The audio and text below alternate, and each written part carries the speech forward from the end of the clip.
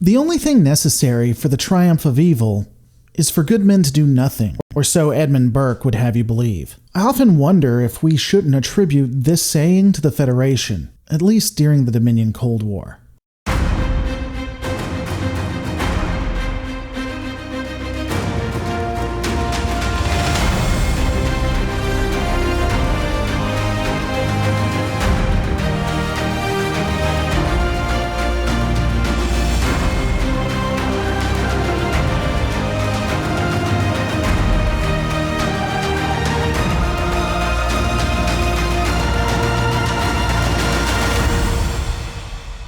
Unlike other videos in the series, this will be a more free-form discussion than one based on any specific episode. The reason I've decided to go this route is because there is a consistent theme being brought up in my previous videos that I've done. That is to say, people are discussing how awesome Starfleet is and how biased the previous videos have been against Starfleet and for the Dominion. I'm being called edgy for edgy's sake, or a product of the current times and just wanting a dystopia. Honestly, when people first started saying this, it caught me by surprise, as I was basically just doing the series following the war. I wasn't including what was in the future, just looking at what we knew now and what was possibly going on in the background but hadn't been confirmed. Honestly, my most consistent message has been something that I got from Dickens. I've been describing events and episodes as they've happened, that they are what they are.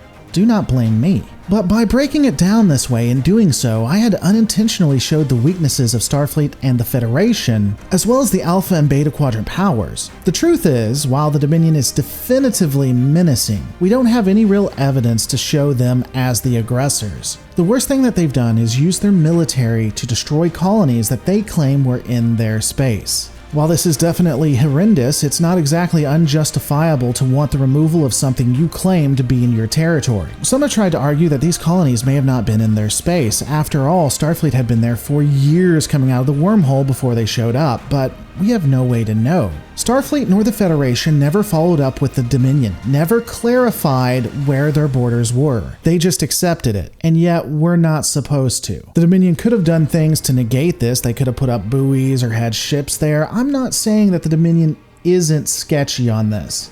I'm just saying that they're never challenged. And because of that, we do have to give some benefit of the doubt. And anything else that people bring up that the Dominion did is a reaction. The Odyssey was destroyed when they attempted to free a prisoner in Dominion space. The destruction of the Cardassian and Romulan fleet was because that fleet wanted to kill the Changelings. That's by definition an act of war. And as I've stated, we know in the background that there were Changeling infiltrators that pushed this, but honestly, there were tons of officers, tons of admirals, tons of soldiers that could have stepped up and said no. But they went along with it. And Starfleet is acting so out of character that, in my opinion, it only makes sense to have ideas or thoughts of Changeling involvement or a conspiracy theory around Section 31's inclusion. And while I do find it likely that Changelings have already infiltrated Starfleet, or Section 31 has something to do with it, we never see it on screen, which leaves a lot of open questions for Starfleet itself. I suppose what is most disturbing, to me at least, is that even if we assume that Section 31 or the Changelings had a hand in it, so many people would stand by what they decided to do. The DS9 crew, the crew of the Enterprise, thousands to tens of thousands of officers who could, at some point, have seen what was happening and moved to stop it.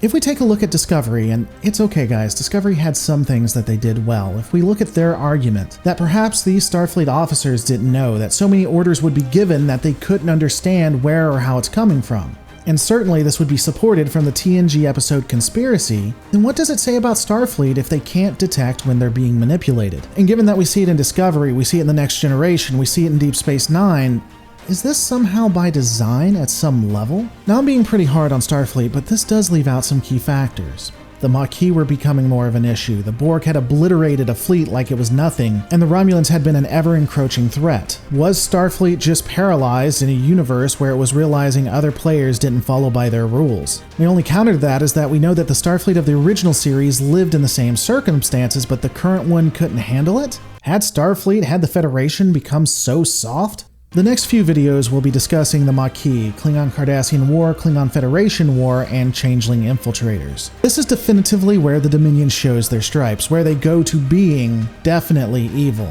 But here's my question. What if the Dominion had attacked and started the war right now, right where I've stopped in the series? Would they have been justified? This video was more a question, more me challenging you and wanting your thoughts on it. I really think it would have been a more interesting story had they attacked at this point, because I don't think the Dominion were necessarily the aggressors. But I'm going to leave that question up to you guys to let me know where I'm wrong. I'll see you on the next Lore Reloaded.